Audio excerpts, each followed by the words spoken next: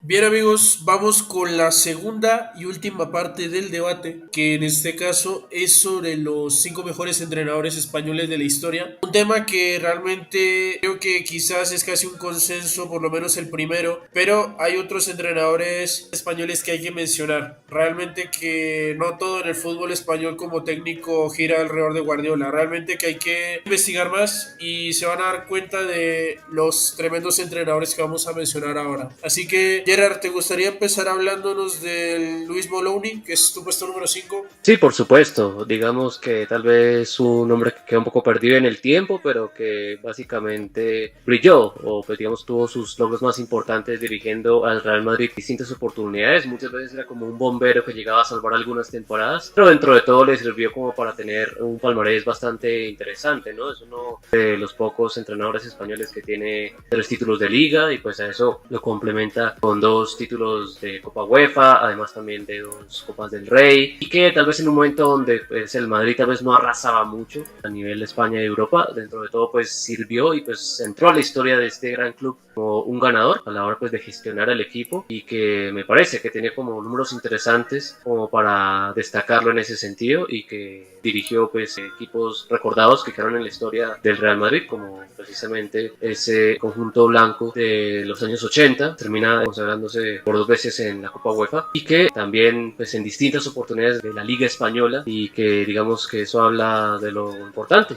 que fue, y que pues tuvo una trayectoria interesante a nivel pues fútbol español, y que me parece que merece ser mencionado, y queda un poco perdido en el tiempo, pero que pues fue importante en momentos donde pues tal vez al Madrid no le sobraba demasiado, y aún así pues logró hacerlo importante. Es verdad lo que tú dices, realmente que Luis Moloney es un entrenador que fue importante en el Madrid, gana 3 ligas, 2 copas del Rey, una Copa de la Liga y sobre todo yo creo que el broche de oro, esas 2 copas de la UEFA consecutivas. Yo sé que quizás para algún hincha muy refinado y muy elitista del Madrid puede ser una ofensa que su equipo tenga 2 copas de la UEFA, pero hay que ser honestos, ese Madrid jugaba muy bien. El Madrid de la Quinta yo creo que por juego es uno de los mejores de la historia. Ese Madrid que entre sus figuras tenía a José Antonio Camacho, Carlos Santillana, Hugo Sánchez, Emilio Butragueño y pues precisamente Moloney fue el entrenador, digamos, el principal de ese equipo, porque luego también llegaron otros como John Benjamin Toshak, Leo Benaker, pero el fundamental de ese Madrid de la Quinta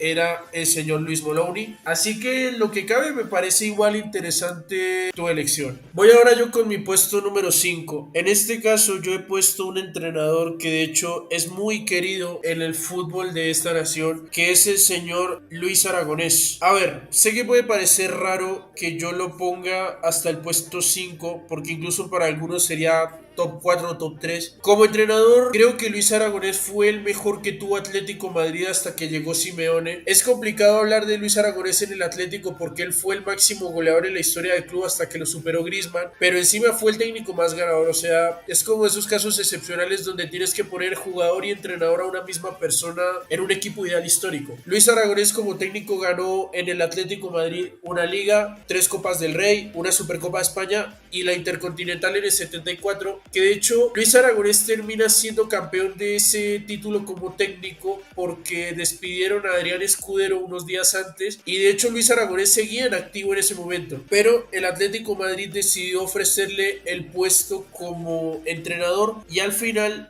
pues él terminó debutando de la mejor manera ganando esa Intercontinental que es muy recordada porque convirtió al Atlético Madrid en el único campeón del mundo de clubes de la historia que nunca alzó su máximo título continental, que en este caso es la Champions. También como técnico levantó una Copa del Rey con el Fútbol Club Barcelona y por último y obviamente lo más destacado fue el artífice de la Eurocopa 2008 ganada por el España del Tiki Taka. Se podría decir digamos de que bajo la dirección de Aragón es que comienza esta época tan espectacular del fútbol español y a la larga pues fueron sus ideas las que inspiraron después a otros técnicos como Guardiola, entre otros. También es el entrenador con más partidos dirigidos en la Liga Española, que son más de 700 y pues tiene más de 1000 partidos como técnico. Así que yo diría que por eso, por sus títulos y también por su revolución como entrenador lo pondría en mi top. Más quizás no lo pongo más arriba porque creo que su palmarés como técnico técnico podría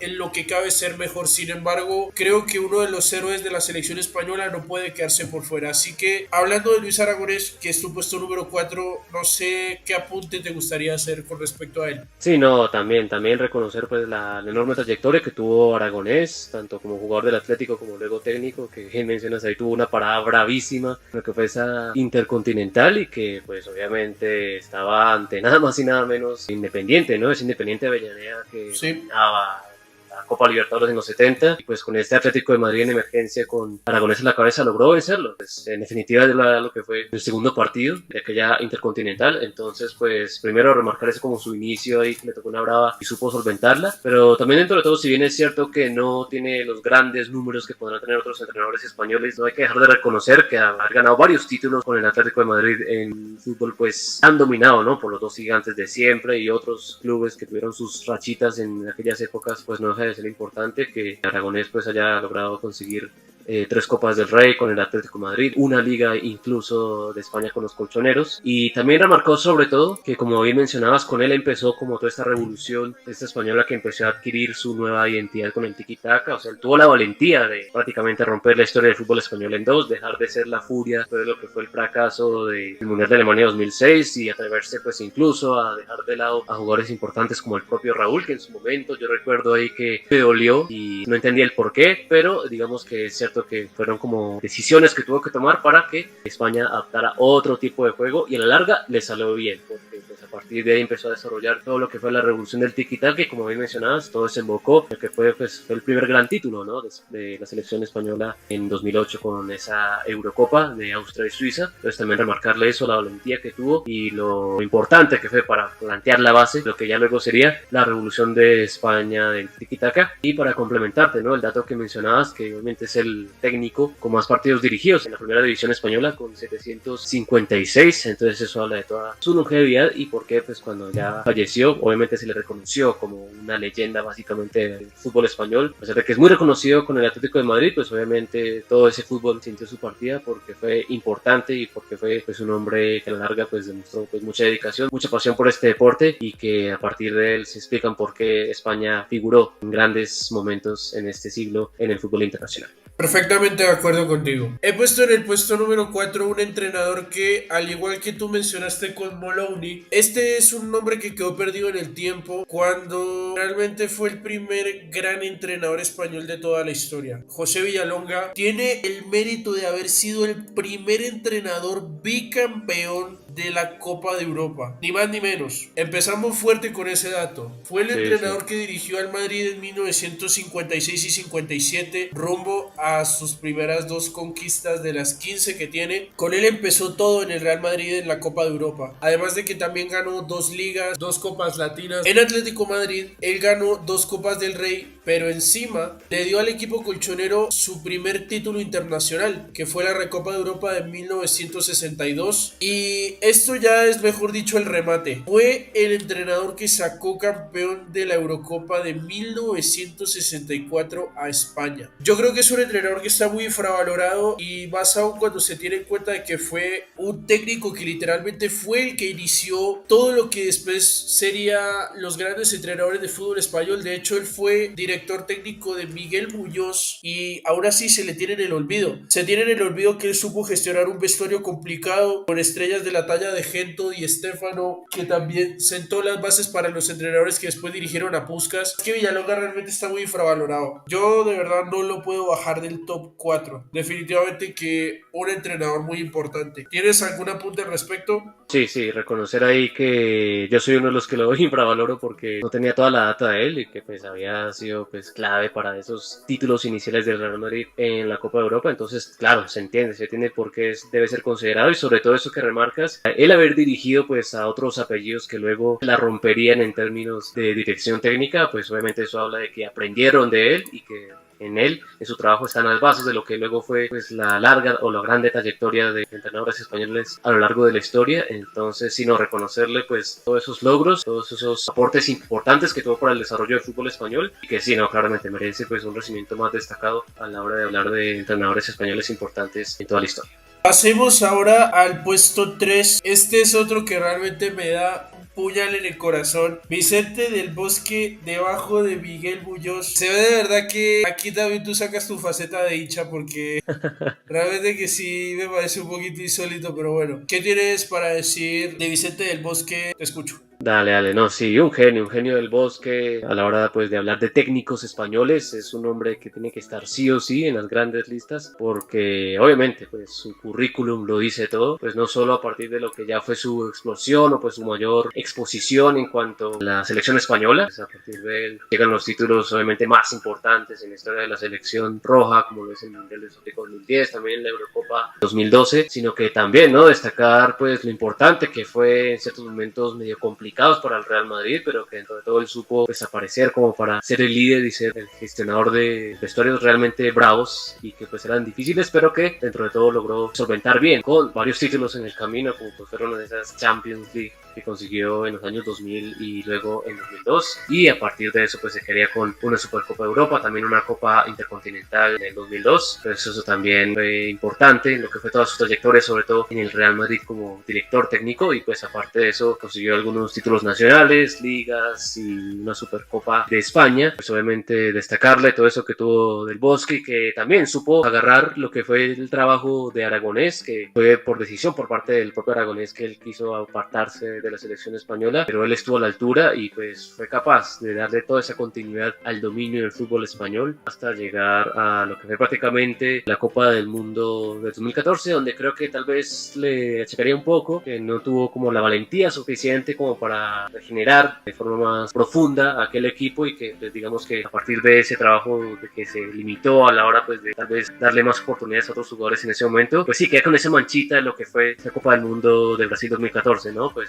obviamente una España que decepcionó bastante en aquella Copa del Mundo y que sí, básicamente marcó lo que fue ya el cierre de la carrera de Vicente del Bosque como técnico, porque a partir de ahí no agarró pues otra selección o otro equipo, ya a partir de ahí fue su retiro definitivo del fútbol, de la vida pública. Entonces pues sí, destacarle ese bachecito que tuvo, pero obviamente es un hombre fundamental en la historia del fútbol español, sus éxitos hablan por él. Estoy de acuerdo, yo igual sigo pensando que por ser extremadamente destacado en la selección española, para mí no puede bajar del puesto 2 porque pues hombre fue el campeón del mundo. Y no solo eso, sino que de hecho Del Bosque también tiene un récord, y es que es el único entrenador de la historia que fue campeón de Europa y del mundo tanto a nivel clubes como a nivel selección. Fue el segundo entrenador en ganar la Champions y el Mundial, el primero fue Marcello Lippi en el fútbol italiano, y en el caso de Del Bosque él pudo emular la gesta, pero solo le tardó 8 años. Lippi le tomó 10 poder conseguir la Champions y el Mundial en su carrera. Del Bosque yo creo que para su época incluso era el segundo mejor entrenador en la historia del Madrid, un entrenador que tuvo más de 200 partidos dirigiendo al equipo blanco, de hecho son 217 y contando más o menos, y pues de hecho en la selección española es el entrenador con más partidos de la misma, también ganó la Eurocopa 2012 donde España, antes de lo que fue esa estrella tremenda en el Mundial de 2014, pues mostró un gran rendimiento. También mencionar de que con España llegó hasta las semifinales de la Copa Confederaciones 2009 y hasta la final en 2013, que yo insisto que quizás ahí se perdió la chance de que España realmente pudiese lograr un triplete, porque siempre he dicho que el triplete de España no es completo porque no ganó una de esas Copas Confederaciones y cuentan porque España participó en ellas. Quizás para algunos es un torneo irrelevante, pero es que era el segundo torneo FIFA más importante en ese momento. Sí, sí. Y el hecho de que España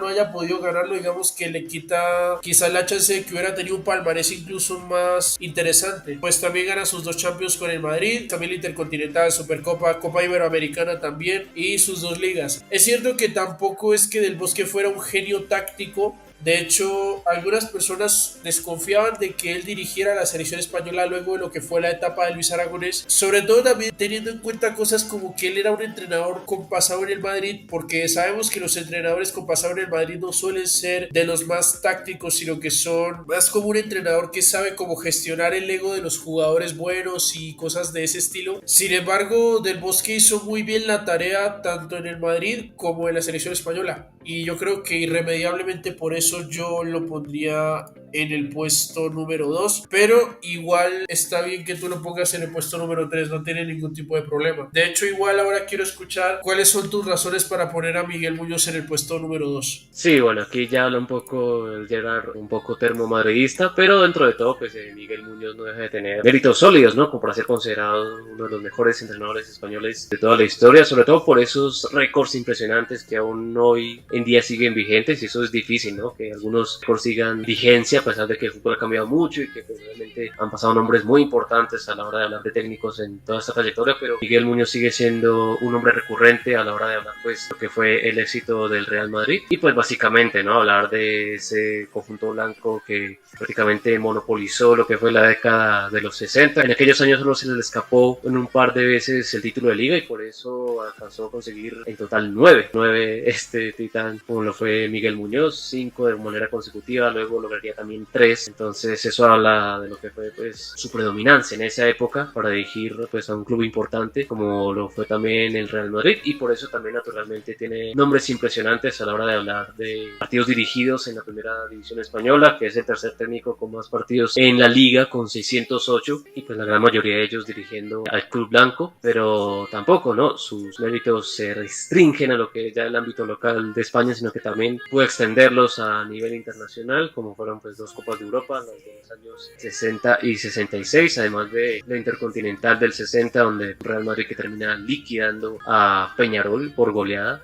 Y que, bueno, eso habla del dominio que tenía por aquellos años su Real Madrid, Miguel Muñoz, que es un hombre que la grandeza del Real Madrid no se entiende sin el aporte de él, y que pues fue clave para que pues luego el Club Blanco se fuera consolidando como una de las instituciones más importantes de la historia, y que pues aún así sus méritos y sus logros se mantienen a pesar de que han pasado pues grandes técnicos, ¿no? Entre ellos Del Bosque, pero también Zidane o Ancelotti, pero aún así pues se mantiene Miguel Muñoz en la historia del fútbol español y también en la historia de un club muy importante como lo es el Real Madrid. Por supuesto que sí, de hecho Miguel Muñoz es el técnico con más victorias y más partidos dirigidos en la historia del Real Madrid, 357 y 604 respectivamente en cada estadística, además de que es el entrenador con más ligas españolas con 9. De hecho, así como el Madrid en el 58 casi logra el triplete que fue esa temporada con Luis Carniglia, Muñoz estuvo a punto de lograr el triplete en 1962, fue campeón de Liga y Copa y llegó hasta la final de la Copa de Europa, la pierde con Benfica en ese partido espectacular contra el equipo de Eusebio que acaba 5-3 perdiendo. Fue quizás uno de los entrenadores que estuvo más cerca de lograr el triplete con el equipo madridista. También resaltar que pues fue campeón de Europa en el 60 ya con el epílogo de Di Stéfano y Puskás, que también supo gestionar el nuevo Real Madrid Yeye con jugadores como Soko, Amancio, Gento, Pirri. Sale campeón en el 66 con una plantilla completamente llena de jugadores españoles. Literalmente el Madrid como que se apartó de su lógica de siempre fichar jugadores extranjeros superestrellas y por una vez que usó jugadores enteramente españoles y sacó un gran plantel campeón, y pues además también fue el primer equipo campeón del mundo de la mano también de Muñoz. Al día de hoy sigue siendo el entrenador con más títulos oficiales en la historia del club merengue con 14 si no estoy mal, y a la espera de lo que será